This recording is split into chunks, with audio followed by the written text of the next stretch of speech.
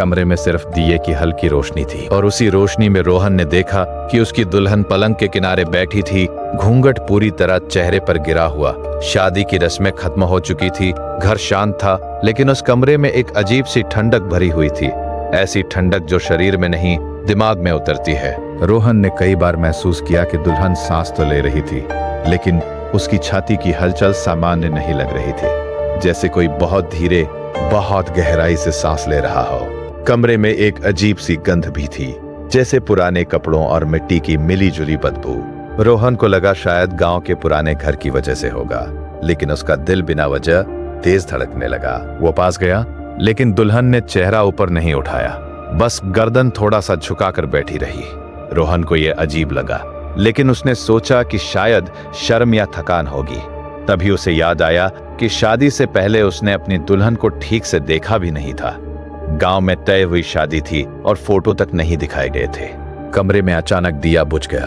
अंधेरे में भी उसे दुल्हन की मौजूदगी महसूस हो रही थी, लेकिन अब सांस की आवाज उसके कानों के पास बहुत साफ सुनाई देने लगी थी, जैसे कोई ठीक उसके पीछे खड़ा हो।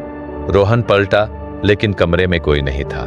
पलंग की तरफ देखा, दुल्हन वहीं बैठी थी। धीरे धीरे उसके दिमाग में पिछले कुछ दिनों की बातें घूमने लगी। शादी से पहले जब वो पहली बार इस हवेली में आया था, उसने देखा था कि घर के एक कमरे पर हमेशा ताला लगा रहता था। गांव वाले उस कमरे के पास जाते वक्त आवाज धीमी कर लेते थे, जैसे कोई सुन लेगा। रोहन ने हिम्मत जुटाकर दुल्हन के पास हाथ बढ़ाया, और जैसे ही उसने घूंघट छूने की कोशिश की, उसके हाथ बर्फ जैसे ठंडे पड़ गए। उस ठंड में कोई गर्माहट नहीं थी, बिल्कुल भी नहीं।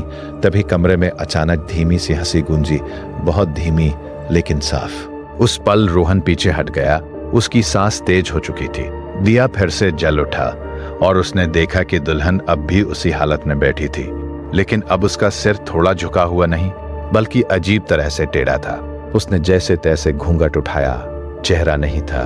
जहां आंखें, नाक, होंठ होने चाहिए थे, वहां सिर्फ काली, गहरी खाली जगह थी, जैसे किसी ने चेहरे को मिटा दिया हो। रोहन चीख भी नहीं पाया, उसकी आवाज गले में ही अटक गई। अगले ही पल दुल्हन का शरीर धीरे धीरे पीछे की दीवार में घुलने लगा, जैसे धुआं पत्थर में समा रहा हो। सुबह गांव वालों ने उसे उसी कमरे में बेसुध पाया, अकेला। हवेली में कभी कोई दुल्हन नहीं आई थी। असल में उस कमरे में सालों पहले एक लड़की ने शादी की रात खुद को जला लिया था, क्योंकि दूल्हा कभी आया ही नहीं था। और तभी से हर शादी की पहली रात कोई ना कोई दुल्हन वहां बैठी मिलती है, बिना चेहरे के,